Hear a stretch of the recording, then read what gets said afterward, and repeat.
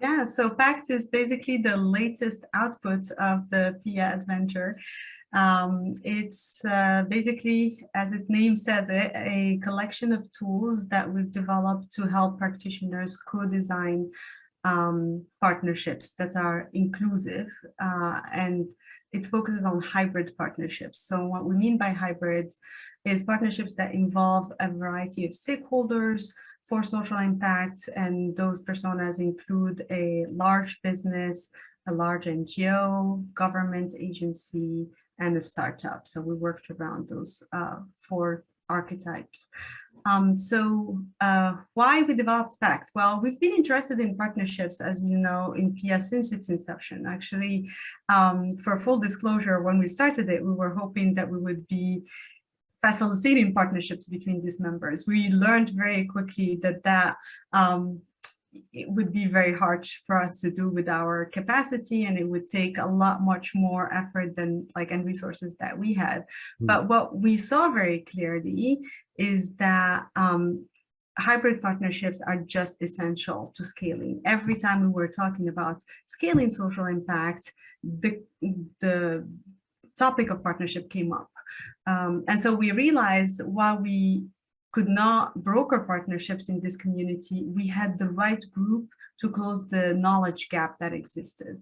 Many of PIA members were really interested, and actually many of them engaged in building partnerships in developing countries, but clearly there was a gap in the skills that are needed to be able to engage effectively in these partnerships. So we leveraged the community over actually a period of 3 years to drill deep into the subject and try to see what's missing. And what we found from our research is that there were a lot of partnership toolkits out there, but very few catered to the developing country context.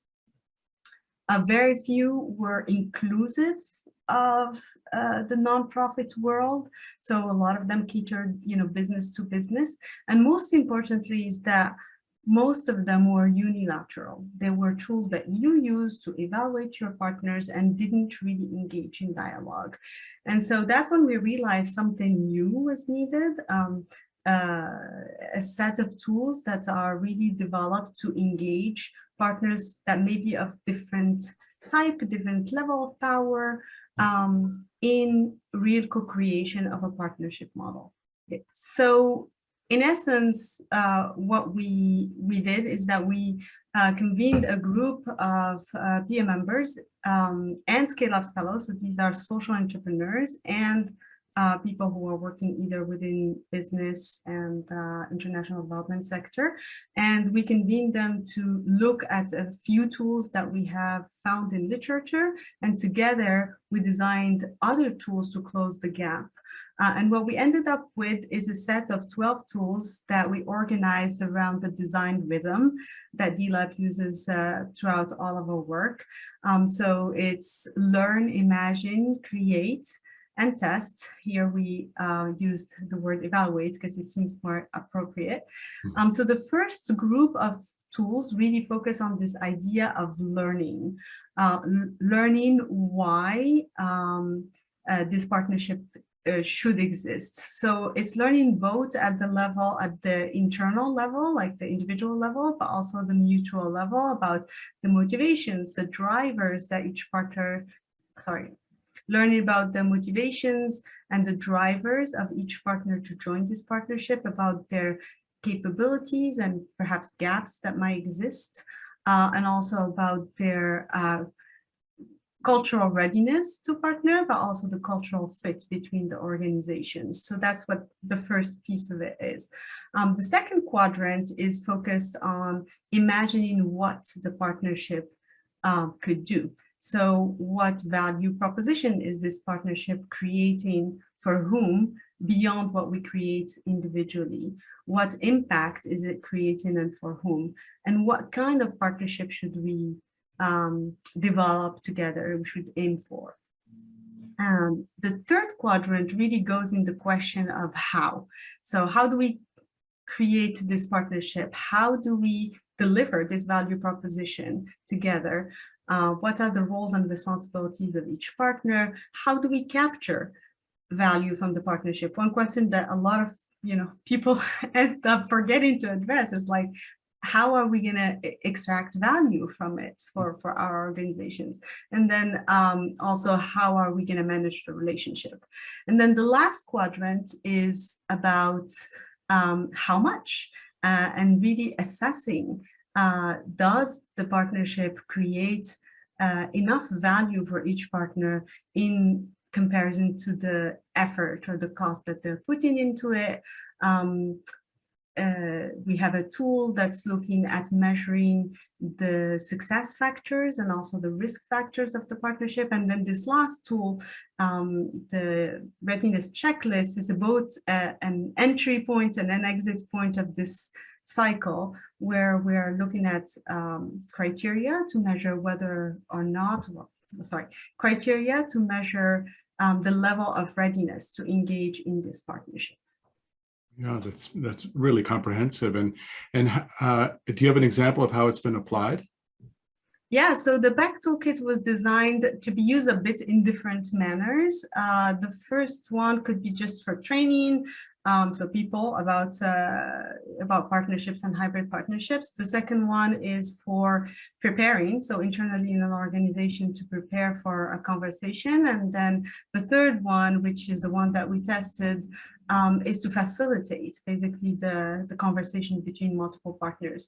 So one example that we just finalized, actually, the pilot, is a partnership between the Ajinomoto Foundation, which is a Japanese foundation that's created by a corporation called Ajinomoto, which is specialized in food additives and nutritional products, with the Ghana Health Service, which is the branch of the Ghanaian government that's managing healthcare services, proximity healthcare services across the country. And the aim of this partnership was to improve nutrition for infants, both by improving education to mothers and also providing a nutritional solution called Cocoa Plus. They didn't come to us before it got designed. We were 2 years into it.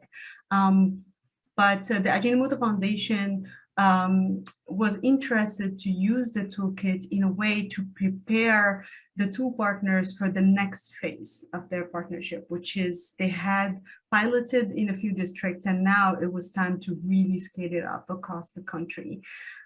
So what we did is we selected a few tools, about 6 of the tools that that the toolkit provide, and we facilitated online sessions between the two partners. And so we started with the drivers pyramid to align them on their common drivers. We also used the value chain map to really clarify roles and responsibilities of each partner. We worked with the balance sheet to measure in some sort the value versus cost. That was very interesting, and we spent a lot of time also with the monitoring dashboard, as one of the things that came up from this exercise is that they really needed a roadmap for the future that clarifies what does success look like. So they spent a lot of time with that tool, and they ended up with a list of indicators for them to monitor in the future. Yeah, it's great how you were able to really understand where they were in their process already and decide which elements of the toolkit to apply, right? So it wasn't just a cookie cutter, here you have to go through all of these are the ones you're going to use, right? Yeah, I mean, the toolkit is not meant to be used in its entirety. The idea is that you go through a quick self-assessment and see what you need.